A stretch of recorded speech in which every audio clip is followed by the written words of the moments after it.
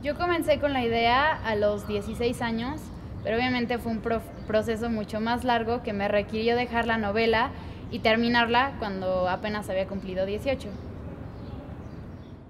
El título es Kalashnikov porque la novela trata de la guerra en Afganistán, de la ocupación del movimiento talibán, y las Kalashnikov son las pistolas que ellos utilizan. Nunca pensé que la Kalashnikov fuera a ser tan simbólica en la novela, aunque no solamente al final, sino a lo largo de toda la historia se va desarrollando esta importancia que tiene la Kalashnikov. La forma en la que sí defienden su propia vida, pero también ellos deciden sobre la vida de otros. Y pues este simbolismo que se fue desarrollando para mí es tan importante que incluso llega a ser el título del libro. Hacer que todos los personajes cumplieran con su rol para construir la historia fue complicado porque tenían que tener funciones muy cruciales. En esta historia de amor que hay entre Ahmad y Aisha, yo creo que el que más me costó definir sería Aisha, porque hay un brinco entre dos espacios en la novela muy grandes en el que se tienen que hacer pues prácticamente dos personajes distintos, aunque sea el mismo. A pesar de que el único lugar del Medio Oriente que yo he visitado ha sido Líbano, obviamente fue difícil reconstruir un escenario de guerra, reconstruir un escenario en el que yo no he estado, como lo es Kandahar o Kabul después de la guerra, incluso Najaf, que es una ciudad en Irak. La forma en la que yo los fui construyendo fue primero, obviamente, viendo rodaje de los lugares, viendo fotografías, preguntándole a algunos contactos que yo tenía, pidiéndoles fotos, pidiéndoles detalles muy específicos que hicieran sentir al lector que él estaba ahí. Pues a mí lo que más me gustaba era hacer los monólogos, porque encontraba que podía, además de meter datos históricos y hacer opiniones políticas, también le podía dar un sentido lírico y le podía jugar un poco con sí, la parte política, la parte histórica, la parte humana.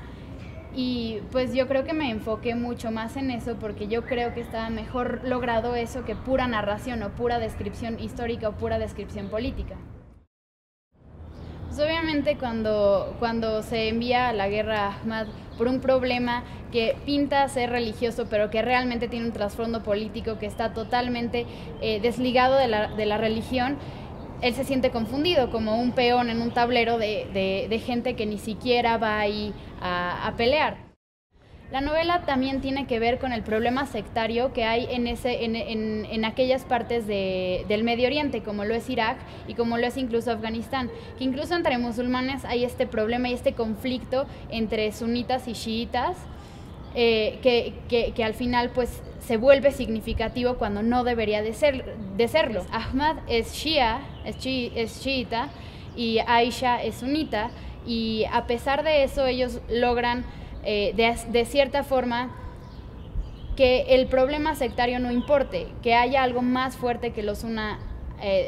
pues detrás de todo eso. Ese es un problema que yo veo muy evidente ahorita en lo que está pasando en Siria, en lo que pasó en la guerra civil en Irak, y que es un problema que al final es absurdo en términos humanos. Yo tuve que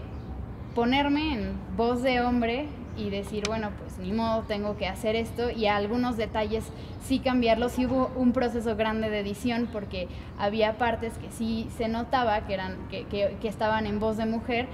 y que los tuve que cuidar mucho y limitarme bastante para crear un personaje masculino en primera persona y yo siendo mujer. ¿Cómo puedes tú pues acercarte a la historia contada por un terrorista? ¿Y cómo puedes incluso hacer una relación? Porque yo creo que el lector siempre hace la relación con el personaje, y más si la historia está en primera persona. La forma en la que yo quiero que no se etiquete a Ahmad como un terrorista es dar a entender que este movimiento talibán al principio no era mal visto, era visto como el movimiento que había liberado a a Afganistán de la Unión Soviética, y así fue como fue vendido a mucha gente, y mucha gente realmente fue a recibir a los talibanes en Afganistán con flores, y cuando realmente los talibanes fueron nombrados terroristas fue después del 11 de septiembre en 2001. Entonces sí hay este cambio, incluso Ahmad lo nota, como se criminaliza y se digamos,